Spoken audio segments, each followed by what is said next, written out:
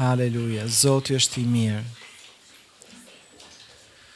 Haleluja, lavdi Zotit, përshëndetje njëherë gjithve që keni ardhur sot në shërbes. Keni bërë gjën më të mirë për këtë pasdite. Haleluja. Kemi shumë opsione dhe ndërsa pranvera ka hyrë, vera po afrohet, opsionet edhe rriten pastaj. Edhe neve mund të bëjmë zgjedhje, por zgjedhja më e mirë është Jezusi. Zgjedhja më e mirë është të ndjekësh planin dhe vullnetin e Perëndis. Asnjëherë s'do i bish pishman. Nëse e ndjek Perëndin, nëse e ndjek vullnetin e tij, asnjëherë nuk do t'i bim pishman, sepse vullneti i tij është i përsosur. Haleluja, vullneti i ynë mund të jetë i mirë, vullneti i njerëzve për jetën tonë mund të jetë shumë i mirë, por i Zotit është i përsosur. Kështu që e përsosura nuk krahasohet me asnjë tjetër. Edhe sa nga ju keni dëshirë të jeni në vullnetin e përsosur të Perëndis. Haleluja. Kjo është gjë më e mirë që mund t'i ndodhë një njeriu në tokë, besojon, po jam i sigurt që dhe ju besoni këtë gjë. Që gjëja më e mirë që mund t'i ndodhë një personi është që të jetë në vullnetin e përsosur të Perëndis. Haleluja. Edhe lavdi Perëndis që ai në fakt na ka zgjedhur ne. Nuk e kemi zgjedhur ne atë, po ai na ka zgjedhur ne. Amen. Edhe kjo është edhe një privilegj tjetër që në miliarda njerëz që ekzistojnë në botë, Perëndia na zgjodhe ne. Haleluja. Edhe ka ende ai dele të tjera për të zgjedhur. Amen. Edhe do na përdori neve, lavdi Perëndis do na përdori neve që t'i ftojmë këto dele në vathën e Perëndis. Amen. Sa nga ju keni dëshirë që Zoti t'ju përdor për shpëtimin e tjerëve. Amen. Mendoj që edhe kjo është një privilegj tjetër. Nëse Zoti na përdor për shpëtimin e njerëzve, ne jemi super të privilegjuar. Do thotë jemi një vegël e bindur dhe e nënshtruar Perëndis. Haleluja. Lavdi Zotit. Dhe ne nuk e dim asnjëherë se ku jemi ne në atë zinxhirin e jetës, sepse sot ne mund të jemi këtu duke i folur dikujt, nesër dikush tjetër i flet të njëjtit person, edhe pas disa vitesh dikush tjetër i flet atij dhe ai person shpëtohet. Edhe ai fundit gëzohet, wow, më përdori Zoti. Pastaj kur dëgjon dëshminë e tjetër merr vesh që janë lodh shumë njerëz para tij. Që ky person të vi te Krishti. Është e mrekullueshme kur dikush vërtet menjëherë pranon Jezusin. Por kjo zakonisht ndodh kur njerëzit përjetojnë një mrekulli të çastit, domethënë diçka, le të themi një shërim, një çlirim, atëherë ndodh, por me njerëz që nuk përjetojnë ndonjë shërim ose çlirim, do kohë derisa fjala e Zotit të futet në zemrat e tyre dhe të jap frytin e dëshiruar. Amen. Haleluja. Haleluja. Kështu që jam i sigurt që Perëndia është duke punuar në jetën tonë dhe është duke na rikujtuar rëndësinë e ruajtjes së zemrës sonë dhe rëndësinë e ruajtjes së kishës ku neve bëjmë pjesë, ajo familja e besimit. Dhe ne kemi shikuar për disa mënyra se si ne mund të ruajmë zemrën tonë dhe kemi folur edhe javës që shkoi si mund të ruajmë njëri tjetrin, pra motra dhe vëllezërit në kishë. Një mënyrë që Bibla na flet gjithashtu për të ruajtur zemrën tonë është duke pasur paqen e Perëndis brenda zemrës sonë. Kjo është një ndër mënyrat më efikase për të ruajtur zemrën dhe mendjen. Dhe sot do shikojmë se si funksionon kjo gjë. Nëse i keni Biblat me vete, mund t'i hapim te Filipianët 4, vargu 6 deri vargu 7, apostulli Paul thotë kështu: Mos u shqetësoni për asgjë, por në çdo gjë ja parashtroni kërkesat tuaja Perëndis me anë të lutjesh dhe përgjërimesh me falënderim. Dhe paqja e Perëndis që te i kalon çdo zgjuarësie, do ruaj zemrat tuaja dhe mendjet tuaja në Krishtin Jezus. Pra, ajo çfarë apostulli Paul thot këtu është që pas ka një përbërës që e ruan zemrën tonë, jo vetëm zemrën, po dhe mendjen tonë. Dhe kjo është paqja e Perëndis. Paqja e Perëndis në fakt e ruan shumë mirë zemrën tonë, e ruan shumë mirë dhe mendjen tonë në Krishtin Jezus. Po si vjen kjo paqe? Apostulli Paul na e thot shumë qartë. Thot, mos u shqetëso për asgjë. Pra kjo është një urdhër që është marrë nga vetë Jezusi, nuk e ka shpik apostulli Paul, është diçka që përsëritet nga vetë Jezusi tek ungjit apo jo. Po prap ai e thot këtë gjë, mos u shqetësoni për asgjë, por thot, merrni një vendim cilësor. Kjo është një vendim cilësor që ti e merr dhe ju dhe unë ne marrim vendime cilësore her pas here në jetën tonë. Ne do donim që gjitha vendimet tona të ishin cilësore, por nuk ndodh gjithmonë ashtu, por ju keni marrë një vendim, disa vendime cilësore. Vendimi më cilësor që keni marrë është keni vendosur të besoni te Jezusi. Kjo është super cilësor. Vendimi më cilësor që një person mund ta marrë, më i zgjuari, më i mençuri vendim në jetë. Një vendim cilësor që keni marrë është për kushtonin kish. Kjo është një vendim cilësor. Po tani po flasim për jetën frymërore, sepse në jetën frymërore ne marrim vendime. Dhe një vendim cilësor që ju mund t'i bëni favor vetes suaj është që thoni nuk do shqetësohem për asnjë gjë. E dim që me të thënë nuk bëhet me njëherë, po kështu fillon. Kështu fillon. Të gjitha gjërat që ju sot i bëni i keni shpallur. Ndaç besoni, ndaç mos e besoni, por fjala e Zotit thotë, kjo është si ligj frymëror që neve me anë të gojës son ne japim drejtim jetës son. Ashtu thotë si një anije aq gjigante me anë të një timoni kaq të vogël, merr drejtim, ashtu thotë edhe apostulli Jakob thotë është edhe gjuha. Gjuha jep drejtim gjithë trupit. Kështu që edhe gjuha juaj, gjuha ime, gjuha çdo njeriu i jep drejtim atij njeriu. Dhe ti me gjuhën tënde mund të marrësh një vendim cilësor, duke thënë që unë nuk do të shqetësohem për asgjë, përderisa fjala e Zotit më thotë, mos u shqetëso për asgjë, atëherë unë kam mundësinë ta praktikoj këtë, se përndryshe nuk do ishte në Bibël. Pra thotë mos u shqetësoni për asgjë. Dhe kur ti e merr këtë vendim cilësor dhe unë e marr, ne duhet ta mbajmë atë vendim cilësor. Dhe kjo pastaj është ajo lufta e mirë e besimit. Çdo hap që ti bën në bindje ndaj fjalës do të sfidohet nga i ligu. Edhe kjo quhet lufta e mirë e besimit. E mirë është, kjo është një luftë e mirë sepse fitoren ta ka dhënë Krishti, ngelet për ty për ta përvetësuar atë fitore, po fitoren e ke në Jezusin. Djalli nuk është asnjëherë më i fuqishëm se fjala e Zotit, asnjëherë më i fuqishëm se fryma e Zotit, dhe asnjëherë më i fuqishëm se një person që beson te Jezusi. Amen, mara. E keni haru amenin, a? Përdoreni amenin për gjërat që duhet me thonë amen. Jo thjesht ma bo qefi mu, po kur është fjala e Zotit dhe vërteta e Zotit, le të themi amen, se kjo thotë ashtu është, bi dakord me këtë. Haleluja. Amen. Pra mos u shqetësoni për asgjë, thot Pali, dhe nuk mjafton vetëm kaq, thot por në çdo gjë. Pra në çdo situatë ja parashtroni, thot, kërkesat tuaja Perëndis me anë të lutjesh, përgjërimesh dhe me falënderim. Pra me fjalë të thjeshta, thot, mos u shqetëso për asgjë, por në çdo gjë lutu. Në çdo situatë lutu. Do thot, pas ka një ilaç, shqetësimi. Shqetësimi u shëroka me anë të lutjeve. Nuk shërohet thjesht sepse unë dhe ti gjejmë një kanal ku ne mund të derdhim gjithë shqetësimet tona, por ne shkojmë tek Perëndia edhe i dorëzojmë shqetësimet tona. Dhe kjo nganjëherë është diçka ditore që duhet ta bësh.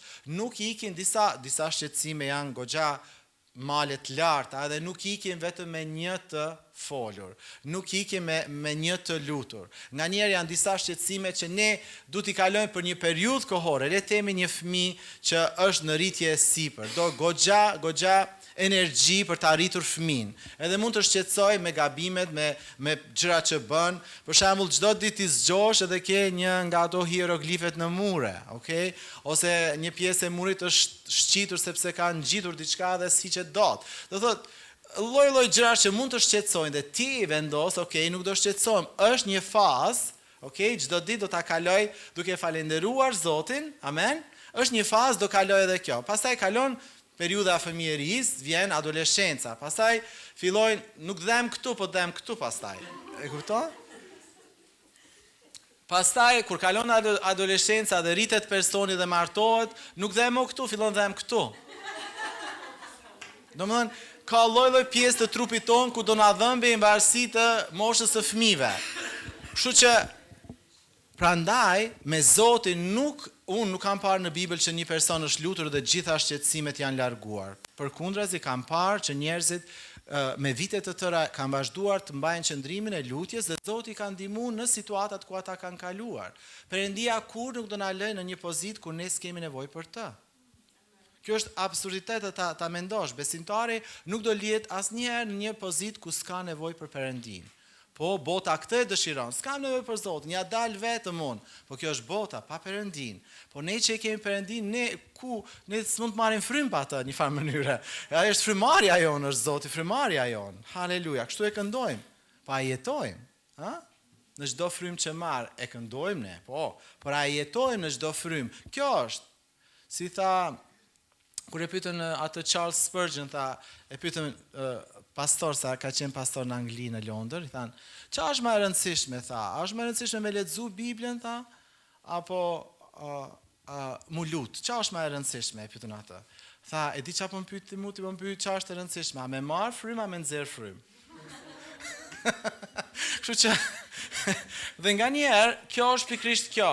Çfarë si mund ta shpjegojmë? Shqetësimin ne mund ta heqim përmes lutjes. Nuk hiqet thjesht sepse do të hiqet. Edhe për të shqetësuar Jesu vet na ka thënë që do kemi gjëra që do na shqetësojnë çdo ditë. Por ai thotë mos u shqetëso për të nesërmen, se çdo ditë i ka shqetësimet e veta. Kështu që Jesu ta përgatitu se si të merresh me shqetësimet. Okej? Kështu që apostulli Paul po na tregon shumë qartë që në çdo situatë ne duhet lutemi. Tek Gjoni kapitulli 14 vargu 27 Jesu tha: "Unë po ju lë paqen, po ju jap paqen time. Unë po ju a jap, po jo si e bota. Zemra juaj mos u trondit dhe mos u friksoft." Pra shikojmë që tronditja dhe frika janë të identifikuar si sulmues të paqes son. Sulmues të paqes son. Jesu i thot, zemra juaj le të mos tronditet dhe të mos friksohet. Tani, fjala trondit nuk është që përdoret shpesh në të përditshmën tonë, por kur e shikohen fjalor thoshte të trondisësh është të tundësh dhe lëkundësh me forcë dhe zakonisht disa herë, sa nga një anën tjetër, sa nga para prapa, sa lart e poshtë, pra e tund nga themelet. Dhe kjo është ajo çfarë nganjëherë jeta na sjell, na shkund, na tund, edhe na bën që të friksohemi. Një përkufizim tjetër i tronditjes kishte të bëj me, thot e bëj dikë të vuaj shpirtërisht. I shkaktoj dikujt një dhembje të madhe shpirtërore. E prek, e turbulloj dhe e shqetësoj shumë. Pra Jesu e identifikon dy gjëra këtu që e godasin zemrën tonë kur ne tronditemi dhe kur ne friksohemi. Frikën ne e kuptojmë, po tronditje nganjëherë, e dini nganjëherë dhe lajmet e këqija na trondisin, apo jo? Na shkundin, na bëjnë që të shqetësohemi.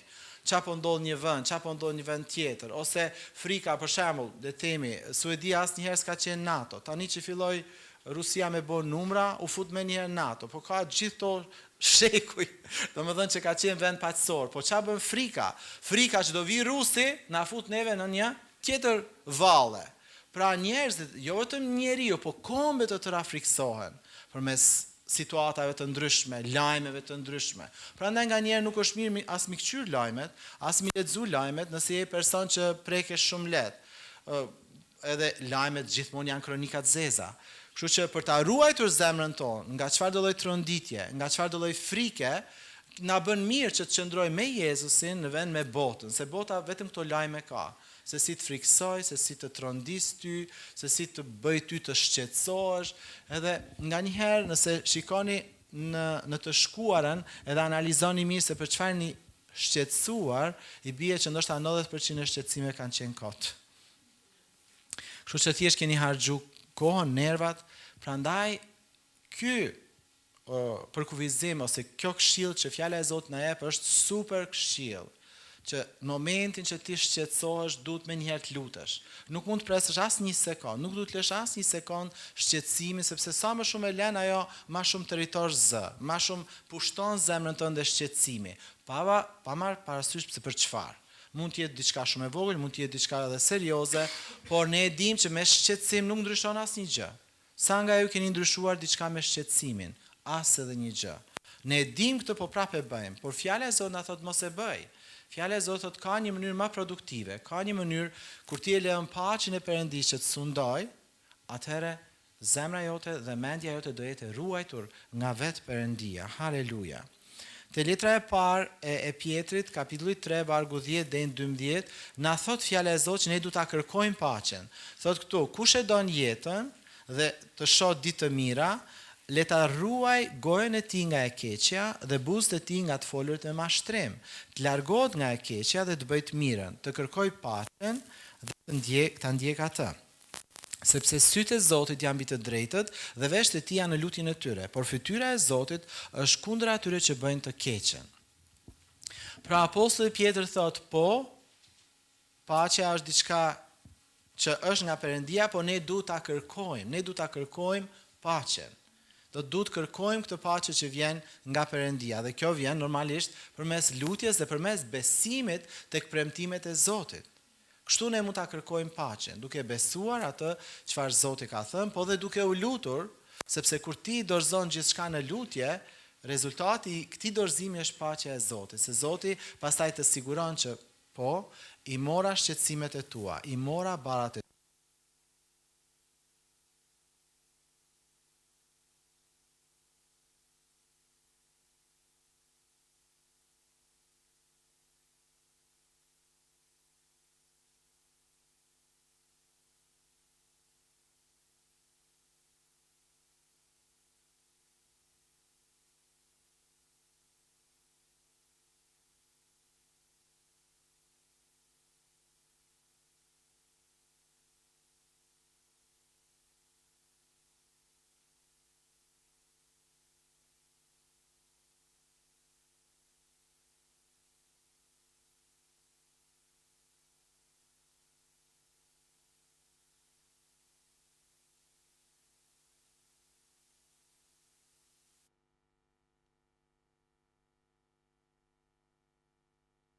dy.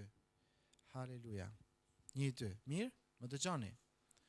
Pra paqja është diçka që ne duhet ta kërkojmë dhe kur e kërkojmë princin e paqes, paqja e Zotit vjen. Në praninë e Jezusit ka gjithmonë paqe, në praninë e Zotit ka gjithmonë paqe. Te Romakët 14:17 thotë që vetë mbretëria e Perëndis ka drejtësi, paqe dhe gëzim në frymën e shenjtë. Dhe nëse ne duam të mbrojmë veten ose tufën e Perëndis, duhet të ecim patjetër në paqe dhe gëzimin që vjen nga fryma e shenjtë. Sepse i ligu në fakt punon shumë për të vjedhur paqen tonë. Edhe punon shumë për të na vjedhur gëzimin. Dhe unë mendoj që nuk ka gjë më tërheqëse tek njerëzit e botës se sa kur shikoj një njeri paqësor dhe të gëzuar. Është një tipar shumë tërheqës kur ti e takon njeri dhe e shikon që ai është në paqe, nuk është domethënë i acarum, në nerva dhe me një sjellje jo të mirë, edhe kur është i gëzuar normalisht ka gëzim në fytyrën e tij, kjo na bën përshtypje ose në fytyrën e saj. Dhe i ligu normalisht që dëshiron që të na e vjedh gëzimin, se ai din që gëzimi i Zotit është forca jon, kështu që ai do përpiqet të vjedh gëzimin. Dhe ai do përpiqet të na vjedhë paqen, sepse e din kur ne nuk kemi paqe, atë do jemi të shqetësuar. Edhe fjala e Zotit thotë, shqetësimin e zemrën e njeriu të rrezon atë, kështu që është shumë e lehtë me rrezuni besimtar që shqetësohet. Po pastor, unë e di këtë, po ç'a të bëj? Unë prap shqetësohem. Bësh këtë që thot apostulli, bësh këtë që thot Jezusi. Mos u shqetëso. Po nuk është e lehtë pastor ti se din situatën si unë e kam situatën time. Ti nuk e din çfarë gjendje unë punoj ose ti nuk e din si është situata ime familjare. Unë nuk e di, po e di Jezusi. Kur Jezusi e shkroi, domethënë kur Jezusi e foli edhe tjerët e shkruan çfarë ai tha, dhe kur Pietri ose apostujt e tjerë shkruan letrat, pse ata po jetonin në luks, po jetonin në gjithçka në rregull? Jo, edhe ata kaluan sfida, edhe ata do thotë kjo këshill që ne marrim nga pali, e dini ku është shkruar? Është shkruar në burg. Nuk e di nëse sot burgjet ndoshta në vende skandinave janë shumë të mira dhe mund të quhen luksoze. Por burgjet në kohën e Romës 2000 vjet më parë s'kan qenë luksoze. Ndoshta kanë pas mije, lloj-lloj pislëku, lloj-lloj insektesh, domethënë errësire, lagështire, s'ka pas televizor e internet në burg, siç ka sot në për disa burgje me celular. Okej? Kështu që pali po na jep këtë këshill nga një situatë shumë e keqe, shumë e vështirë, apo jo? Kështu që ne po marrim këshilla mbi shqetësimin nga njerëz që mund të shqetësoheshin 24/7 dhe prap nuk e bën. Ne e dimë edhe rastin e Palit dhe Silës që përfunduan në burg, të prangosur dhe çfarë bën? I kishin rrafur apo jo, dhe të prangosur çfarë bën, e lavdruan Zotin. Domethënë jeta e këtyre njerëzve tregon që i ligu nuk mund t'i imposhte, edhe në pikën më të ulët po t'i fuste, ata e lavdronin Zotin. Pra kjo është fuqia e të krishterëve, jo sepse ata i kishin gjitha gjërat në rregull, po ata i kishin zemrën në rregull. Ata kishin mësuar shumë mirë se çfarë do thotë të ndjekësh shpëtimtaren, të kesh një frymë fitimtare në çdo situatë. Dhe nuk ka asgjë më tërheqëse se sa një njeri që është me frymë fitimtare në vështirësi. S'ka asgjë, nuk ka dëshmi më të fortë se sa dikush që ndoshta po kalon përmes ferit edhe është me paqen e Zotit në zemër. Okej? Se është shumë lehtë kesh paqen kur i ke gjitha gjërat në rregull. Po kur si ke gjitha gjërat në rregull edhe ke paqe, atëherë këtu është fitoria. Kjo është fryma e fitores që Bibla flet. Haleluja. Dhe kjo është fryma e fitores që Krishti vdiq për të na dhënë që në çdo situatë ti mund të jesh lart dhe jo poshtë, ti mund të jesh koka dhe jo bishti. Haleluja. Haleluja. Po predikoj ma mirë se sa po thoni amen, po s'ka rëndësi. Do thot, Perëndia nuk dëshiron që fëmijët e tij të mposhten nga i ligu. Nuk dëshiron. Atëherë mos ja japim këtë kënaqësi Satanit. Do thot, fitoria juaj është fitoria edhe e Perëndis. Perëndia gëzohet me fitoren tuaj. Perëndia gëzohet kur ju arrini sukses. Perëndia gëzohet kur ju qëndroni përballë sfidave dhe vështirësive dhe keni gëzim dhe paqe. Perëndia gëzohet, thotë, "Ky është biri im." Haleluja. Nuk e mposhti i ligu. Kjo është bija ime. S'ka gjë. Çfarë do që i ligu bën, ajo nuk dorëzohet. Haleluja. Kjo është fitoria. Kjo i bën engjëj që të na shikojnë nga lart, thonë, "Wow, se si arrin kanë këta durojnë kështu, se si arrin." Kjo i bën kurioz edhe engjëjt kur një njeri që nuk e sheh Perëndinë e beson dhe qëndron. Se engjëjt e shohin Perëndinë, se kanë problem. Ne nuk e shohim, por nëse ne qëndrojmë në fjalën e Zotit dhe nuk tërhiqemi, kur i ligu na sulmon, atëherë engjëjt thonë, "Wow." Befasohen nga mënyra se si një njeri që se sheh Perëndinë, e beson Perëndinë dhe qëndron. Haleluja. Kështu që si na e vjedh paqen i ligu, si na e vjedh gëzimin, duke na sjell ndërmend gjëra për të cilat ne mund të shqetësohemi, mund të jenë gjëra shëndeti, për shembull, për çfarë shqetësoheni, për çfarë jeni shqetësuar gjatë kësaj jave? Mund të thoni ndonjë gjë që jeni shqetësuar gjatë kësaj jave, diçka që ju ka shqetësuar gjatë kësaj jave? Ka dikush që mund ta thotë? Shkolla, puna, shëndeti, familja. Pra këtu janë disa gjëra që i ligu i sjell në jetën tonë, shqetësime flas, se jo njerëz, po shqetësime, edhe i sjell nga njerëz që i kemi afër, njerëz me të cilët ne punojmë, njerëz të cilët na edukojnë, njerëz në sistemin shëndetësor ku ne shkojmë me marr këshill, edhe ata ndoshta nuk na japin këshillën e duhur, do thonë këto janë situatat jetësore. Dhe në këto situata Perëndia dëshiron që ti të kesh fitoren. Do thotë mos lejosh, nuk po ndodh ashtu siç ti do, nuk po të vlerëson profesori ashtu siç ti ke mësuar. Nuk po të trajton mjeku ashtu siç duhet me trajtu, edhe ti ndoshta duhet bësh diçka te privati pastaj. Nuk po sillen në familja ashtu si duhet të trajtojnë, ndoshta aty po të përdorin më shumë se të tjerët. Domethënë, ka lloj-lloj situatash, atëherë çfarë duhet bërë? Në momentin që ti e kupton që kjo po vjen për të shqetësuar kjo gjë, atëherë duhet shkosh lutje më një herë. Zot, kjo gjë po më shqetëson. Unë e sjell para teje. Perëndi, të lutem ndërhy. Perëndi, bëj ti diçka. Në këtë mënyrë, jo të marrësh telefonin, edhe thuash një shoqe ose një shoku dhe të fillosh tani gjithë llafe që ti tha ai, ti t'ja përsërisësh këtij, e asaj, e këtij, domethënë çfarë po bën ti, po çarkullon plehrat.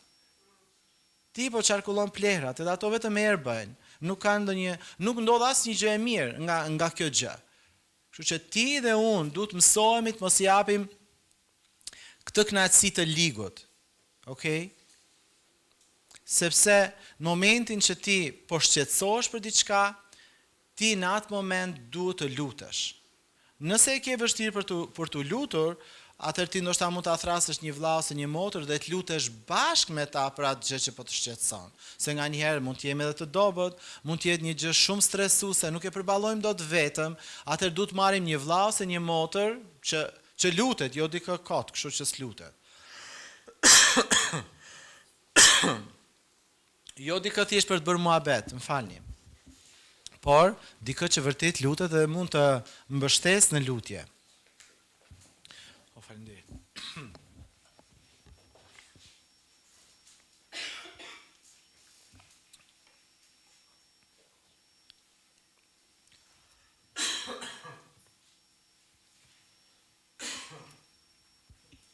Mateu 6:34.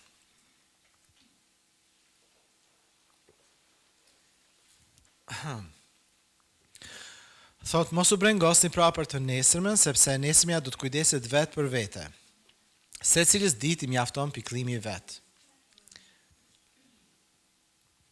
Ky është pra parimi që Jezusi thot, për të nesërmen mos u brengos, sepse vetë do të kujdeset kjo ditë për veten.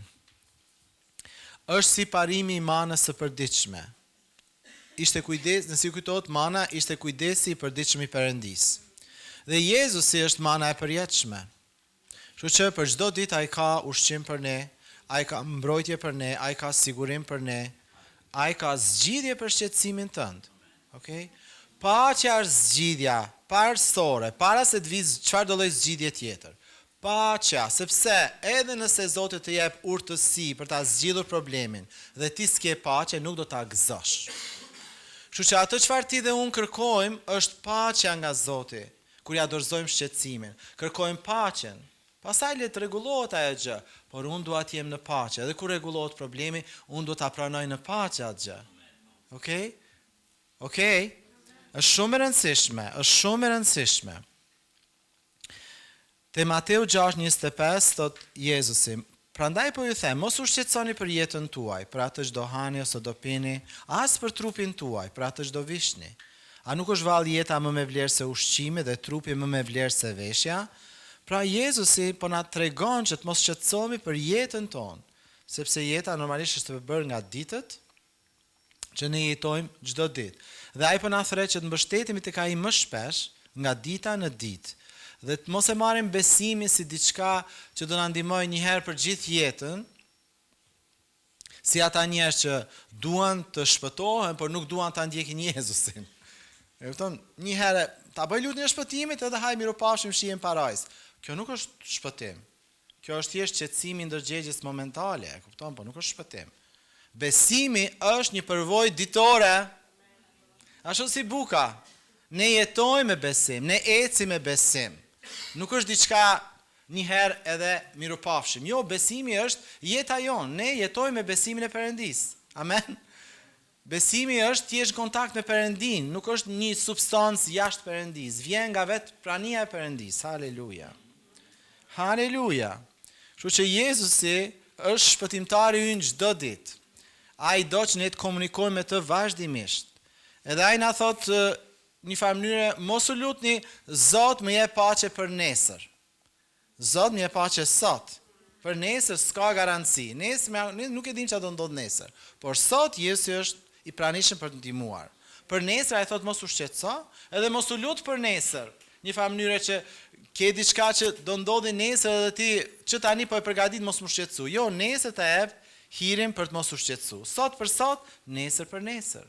Është ecje ditore me Jezusin. Sepse nëse ti lutesh sot, i thua Zot nesër e kam këtë provim edhe nuk e di se si do të ndodhi, të lutem më ndihmo nesër. Atëherë nesër kur çor, ndoshta as lutesh fare. Thotë u lut atje Jezus, kam nevojë lut sot. Jo, Jezusi do çdo ditë me të. Çdo ditë kemi miqësi me të, marrëdhënie me të. Haleluja, sepse është jeta jonë. Amen. Dhe nëse nuk e keni pa, unë e kam parë shumë qartë që shqetësimet e jetës janë gjithmonë në rritje, nuk janë në ulje. Sot ka shumë më tepër njerëz të shqetësuar, ka shumë më tepër njerëz që vujnë nga depresioni, nga stresi, nga ankthi. Kështu që ne duhet vërtet sigurohemi që dyert për tek shqetësimi të mbyllen shpejt.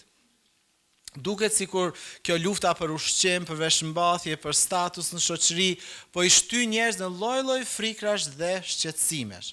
Et mos flasim pastaj për lakmin për para që na fut në lloj-lloj problemi pastaj, kudo. Dhe kjo vetëm ndikon në shtimin e stresit, në jetën e atyre normalisht që lakmojnë paran, e dëshirojnë paran. E çfarë do thotë të dëshirosh paranë? Do thotë që ti mendon më shumë për paranë se sa për Perëndin. Kjo është kur je një person që lakmon paranë. Dhe shqetësimi gjithashtu është armik jo vetëm i shëndetit frymëror, po edhe i shëndetit fizik. Shpeshherë kur ne shqetësohemi ne edhe smuremi. Edhe shumë nga smundjet fizike, siç thonë mjekët, jo them unë, po shumë nga smundjet fizike vijnë nga stresi, vijnë nga shqetësimi. Ndoshta 80% e smundjeve vijnë nga pikërisht kjo gjë. Kështu që kur Jezusi ka thënë mos u shqetëso, kur Pali ka thënë mos u shqetëso, ka një çelës këto. Zoti po dëshiron të ruaj shëndetin ton, sepse kur smuremi pastaj do shqetësohemi edhe më keq. Okay? Kështu që kjo është një paralajmërim. Ne duam që ta mbrojmë veten tonë, ne duam që ta mbrojmë kishën dhe mënyra më e dur për ta mbrojtur është kur të jetojmë në paqe dhe kemi paqe në zemër dhe në mendje. Kjo është mënyra më e mirë për ta mbrojtur veten, por të mbrojmë edhe të tjerët. Se njeriu që është i acaruar, i stresuar, i streson edhe të tjerët. Kështu që nuk ka të bëjë vetëm me ty, ka të bëjë edhe me të tjerët. Një person të jetë i acaruar në shtëpi, krejt shtëpinë e bën lëmsh. Kështu që ka të bëjë edhe me komunitetin. Dhe një person i acaruar në kishë mund ta bëjë lëmsh gjithë kishën me stresin që ai ose ajo ka. Dhe fryma e shenjtë normalisht asnjëherë nuk na sjell as ankth, as frikë, as një gjë tjetër. Çfarë është ankthi? Ankthi është një ndjenjë e rëndë, ndrythse, shtypse, një shqetësim i madh për fatin e dikujt ose për fundin e diçkaje. Do thotë kur ti mendon si do ndodhi me mua pas 2 vitesh ose 5 vitesh, nuk e di, e ke një kështu një stres për të ardhmen tënde, çfarë do ndodh me mua, çfarë do ndodh me të afërmit e mi, çfarë do ndodh me prindërit e mi. Nëse ke këtë gjë, kjo është ankth. Dhe ankthi nuk vjen nga Perëndia. Kur ti mendon për fatin e dikujt, qoftë vetes tënde, ose fatin e dikujt tjetër në familjen tënde, ose fundin si dikush mund përfundoj, kjo është ankth. Nëse se keni identifiku, tani mund ta identifikoni. Ndoshta dikush thot pastor, nuk kam pas ankth deri tani po e kuptoj që e kam. Kështu që nëse ne mendojmë se si do përfundojë njëri ose tjetri, kjo ka të bëjë me ankthin. Dhe Perëndia nuk dëshiron që të keni ankth. Nuk dëshiron që shqetësohen për fatin e dikujt, qoftë edhe për fatin tuaj. Nëse ju besoni që fati juaj është në duart e Zotit. Po ashtu si besoni që fati juaj është në duart e Zotit, duhet besoni edhe për pjesëtarët e familjes që fati tyre është në duart e Zotit. Çfarë do bëni ju? Çfarë do bëj unë? A mund ta ndryshoj në jetën e Mateos për shembull? Nuk mund ta bëj. Është në duart e Zotit ai. A mund ta ndryshoj jetën time? Jo, jam në duart e Zotit. Ku e di unë se çfarë ndodh pas 10 vitesh? Ku e di unë se si do përfundoj jeta ime? Nuk e di. Por nëse jam në Zotin, nuk mërzitem. Jam Zotin. Kudo që të jem, jam Zotin. Amen. Kudo që të jem prindët e tu, janë Zotin. Kjo është ajo çfarë ti dhe unë duhet i besojmë. Fëmijët tanë janë Zotin, duart e Zotit. Nuk janë duart e mia. Haleluja. Haleluja. Dhe këtë fryma e Zotit inkurajon që ta bësh, të çlirosh nga ankthi, të dorëzosh të ardhmen e kujdo në duart Perëndisë ta mbyllësh gojen më. E mos fillosh të çlirosh shqetësime, çfarë do ndodh, si do bëj, çfarë do ndodh me këtë, çfarë do ndodh me atë, sikur ne jemi Zoti. Nuk jemi Zoti. Lej rahat njerëzit, lej në duart e Zotit dhe vazhdo ndiqe Perëndin vet. Haleluja. Haleluja. Dhe sa herë që i ligu vjen edhe të sjell mendime për të nesërmen, ti mund t'i thuash, hey, kjo është nesër. Kjo është nesër. Ose kjo është në të ardhmen, nuk e pranoj. Unë do pranoj vetëm atë çfarë Zoti ka tani për mua. Pra sa herë që sjell diçka për të nesërmen, qoftë edhe për një intervistë që do bësh ose ku ta di unë se çfarë pret e nesërmja, mund t'i kthesh ata e thosh kjo është nesër dhe Zoti më ka thënë mos shqetësohem për të nesërmen. Amen, dhe kështu e mbyll gojen. Haleluja. Refuzoj të shqetësohem për çdo gjë që ka të bëjë me të nesërmen. Haleluja. Pra nuk mund t'i lutemi Zot më jep paqe edhe për nesër. Paqja është vetëm për sot. Sa herë që vjen ndjesia e shqetësimit, ndalo dhe lutu. Lutu në çast, mos prit për më vonë. Sepse shqetësimi do rritet. Dhe ndërsa fillon të lutesh, falendero Zotin për gjërat që po ecin mirë, falendero Zotin për njerëzit e mirë me të cilët ai ka rrethuar. Gjej 1 milion arsye për të qenë mirënjohës. 1 milion arsye për të qenë mirënjohës. Ka kaq shumë gjëra për të cilat ti mund të jesh mirënjohës. Ti thua nuk është e lehtë. Edhe e di, nuk është e lehtë, por është e mundur. Kjo është ajo çapo flasim. Nuk po them është e lehtë kjo çapo na thot Bibla me bo. Nuk është e lehtë, por është e mundur. E nëse është e mundur, ti mund ta bësh me ndihmën e frymës së shenjtë. Është e mundur të refuzojmë shqetësimin. Është e mundur sepse e shikojmë që pali e pas ka bërë nga burgu. Nëse e ka bërë nga burgu, ne mund ta bëjmë nga shtëpia jon. Haleluja. Ne mund ta bëjmë nga shtëpia jon.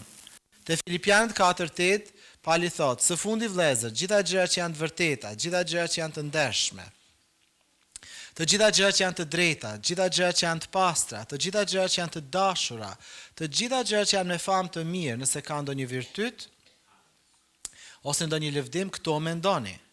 Pra, apostulli Paul thot, për çfarë gjëra të mendosh? Për gjërat që janë të ndershme, të drejta, të pastra, të dashura, me famë të mirë, për virtyte dhe lëvdime. Dhe jam i sigurt, siç e përmenda, që në burgjet e Romës nuk ishte asgjë të tillë. Por ai nga burgu arrin të thotë tjerëve: mendoni për këto gjëra, për gjërat e pastra, mendoni për gjërat e shenjta, mendoni për gjërat e drejta, të dashura, mendoni për virtytet. Haleluja. Pra ne duhet ta trajnojmë mendjen tonë që të mendojë në këtë mënyrë, dhe në veçanti kur sulmohemi nga shqetësimet. Dhe nuk ke nevojë të mendosh për shumë gjëra. Gjeje vetëm një gjë dhe fillo falenderoj Zotin për atë gjë. S'ke nevojë për shumë gjëra mi numru. Një gjë gjeje dhe vetëm falenderoj Zot. Për shembull, mund të kesh dikën familje për cilën ti je shumë mirënjohës. A ke njerëz familje për cilën jeni mirënjohës njerëz? Haleluja. Merri me emër, thot Zot, falenderoj për këtë person. O Zot, faleminderit që jam familje me këtë person. O Zot, falenderoj për këtë vëlla ose për këtë motor. Falenderoj për prindin tim. Domethënë ka shumë gjëra për të cilat ti mund të mbyll gojën djallit. Se sa që ti falenderon Perëndin, i fillon dhimbja e kokës djallit. Okej? E keni pa për shembull Salomoni tek Kantiku i Kantikëve. Është një pamje shumë e bukur se si ti mund të gjesh tek personi që do çdo gjë ta falenderosh. Ai fillon nga koka deri te këmbët e falenderon Zotin për nusën e vet. Do thot ti i hap syt, shikon çka ka të mirë te një person dhe fillon e falenderon Zotin për çdo gjë të mirë që ti shikon. Haleluja. Amen. Amen more. S'po i pëlqen, a? Mirë. Dhe kjo Kantiku i Kantikëve është tamam një libër që tregon se çfarë do thotë fokusohesh te gjërat e duhura. Nëse s'ke gjetë asnjë libër në Bibël që të mëson këtë, lexoje Kantikun e Kantikëve dhe shikon çfarë do thotë fokusohesh dhe ta lavdrosh personin, sepse aty edhe nusja lavdron dhëndrin, edhe dhëndri lavdron nusën. Haleluja. Mirë. Ka nevojë për zgjim në martesa. Haleluja. Edhe shikoni se sa bukur për shembull Perëndia në Bibël, sa bukur bën me emrat. E keni vënë re për shembull Abrahamit ja ndryshon emrin, thot Abraham. Saraj ja vendos Sara. Okej, ja ndryshon emrin. Jakobit ja vendos emrin Izrael. Simonit ja vendos emrin Pjetër. Okej, ndryshon emrat. Pse? Sepse shikon diçka më të mirë brenda tyne. Shikon qëllimin brenda tyne. Haleluja, ka shumë rëndësi se si Perëndia është. Shikon diçka brenda nesh edhe nxjerr atë në pa. Kjo është të shikosh më të mirën tek të tjerë dhe të mos shqetësohesh. Haleluja, amen. Pra kërkoni ndihmën e vëllezërve e motrave kur keni probleme me shqetësimin, gjithashtu mund të luteni bashkë me ta. Kur jemi të martuar, normalisht lutemi burrin me gruan, s'ka gjë më të fuqishme se një burrë dhe një grua që luten së bashku. Sepse shqetësimet mund të sulmojnë dhe martesën. Kështu që ne mund të lutemi si çift edhe ti kundërshtojmë. Pra Jezusi na ka bërë një, nuk është që ne do bëhemi një. Kushdo që është në Krishtin është një me të tjerët që janë në Krishtin. Kështu që ne nuk po lutemi për unitet. Ne jemi në unitet, por duhet lutemi që ta mbajmë atë unitet, por uniteti është në frymë. Haleluja. Haleluja.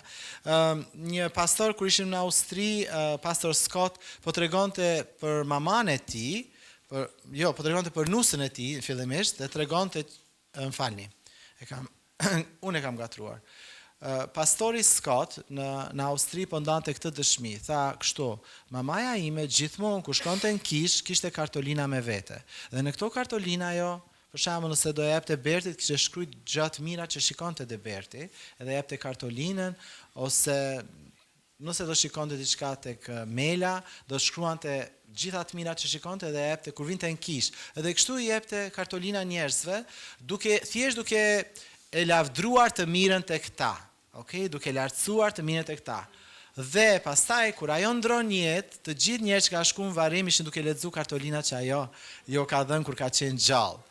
Dhe duke qenë mirënjohës për këtë veprim. Por pastor Scott tha që mamaja ime ishte rritur vjehra, domethënë ishte qenë një grua e hidhur edhe tërkohën vetëm fliste keq, domethënë ishte rritur nga gjyshja e tij bie, që ishte shumë person negative dhe tërkohën vetëm gjëra negative, edhe po tregonte që ti mund të bësh një zgjedhje, ti mund të mos i ngjasosh mamas tënde se ajo ka qenë negative, ti nuk do bësh si ajo, okay? Ti mund të vazhdosh ndryshosh historinë tënde, Krishti mund të bëj ty mirënjohës, të bën ty falënderues, që ti të nxjerrësh gjëra pozitive nga goja jote, edhe të shikosh gjërat pozitive tek të tjerët. Haleluja.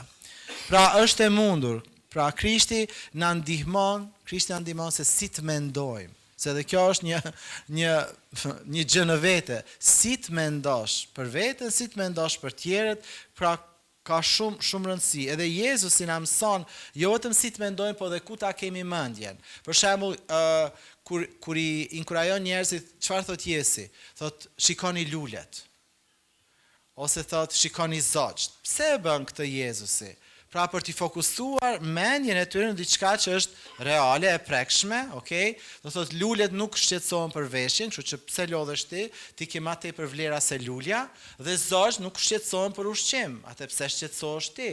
Nëse Zoti kujdes për zogjt, ti ke më shumë vlerë se harabela, thot Jezusi. Pra Jezusi përdor diçka fizike për të bërë ty edhe mua të mendojmë siç duhet, se vërtet ka të bëjë edhe mënyrën se si ti mendon. Shqetësimi është shumë i lehtë për me tërzu edhe mua dhe ty, sepse nuk mendojmë siç duhet. Fokusohemi, le të themi sot me smartphone, ti fokusohesh tek gjithë të tjerët dhe e krahason vetëm me të tjerët. Kur qelsi mund të jetë vetëm fike smartphone-in dhe jem paqe dhe mund të flesh rahat. Haleluja.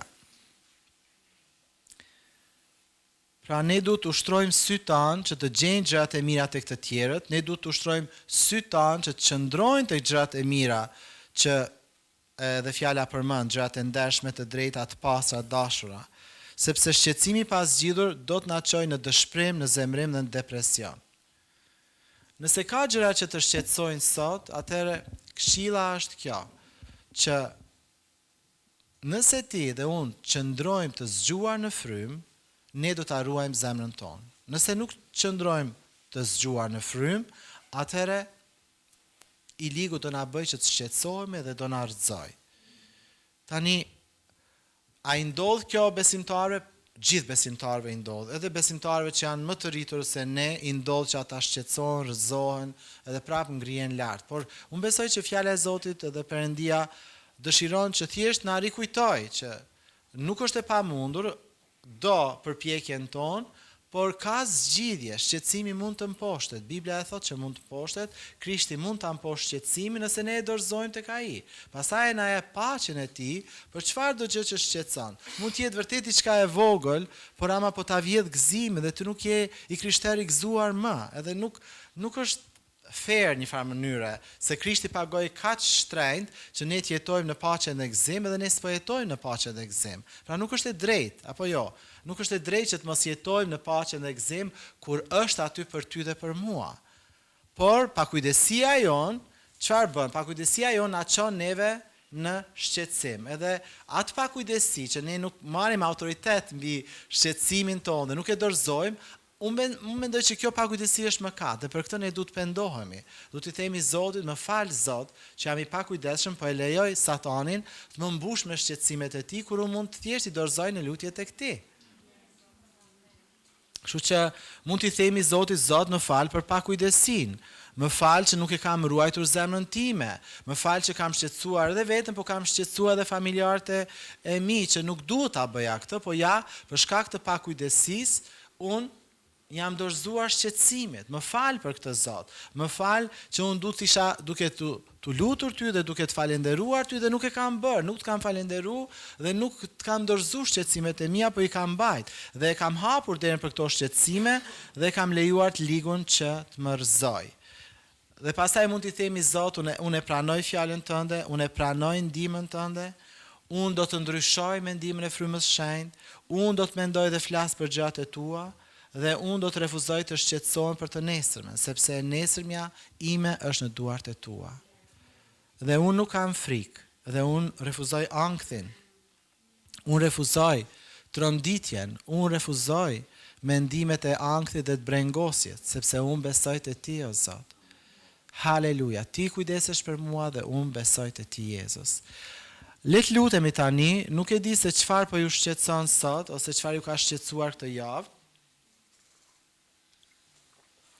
por nëse jetoni ende në këtë botë, jam i sigurt që djalli ka sjell shqetësime këtë javë për ju, edhe është përpjekur që të rrëzojë në një mënyrë ose tjetër, por le të lutemi tani, le ta falenderojmë Perëndin që në të ka falje, edhe le ta falenderojmë që ai do na nxjerrë nga çfarë do lloj shqetësimi ku kemi rënë ose jemi rrëzuar. Haleluja, le të lutemi. Haleluja.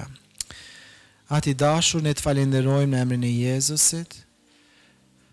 Të falenderojmë që fjala jote thotë që të mos shqetësohemi për të nesërmen. Në fakt fjala jote thotë mos u shqetësoni për asgjë, as për jetën tuaj.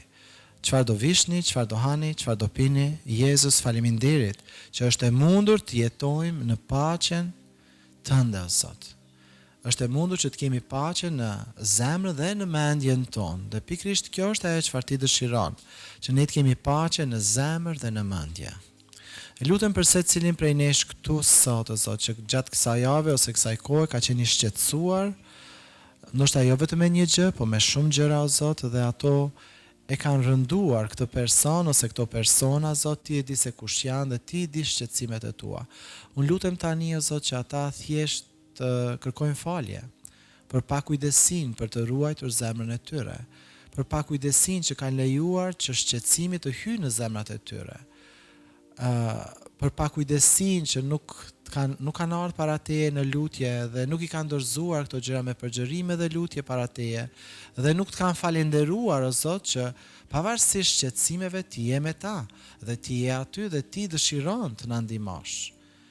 Kështu që fali, o Zot, dhe ndihmoj, o Zot, që tani e tutje të marrin vendime cilësore që të mos shqetësohen dhe të dorëzojnë gjërat që i ligu i sjell ti dorëzojnë tek ti, se ti e ke zgjidhjen për çdo problem.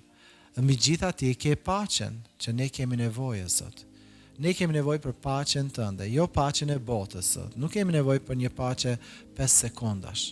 Ne kemi nevojë për atë paqe që qëndron në zemrat tona dhe e ruan zemrën tonë dhe e ruan mendjen tonë në çdo situatë, në çdo situatë.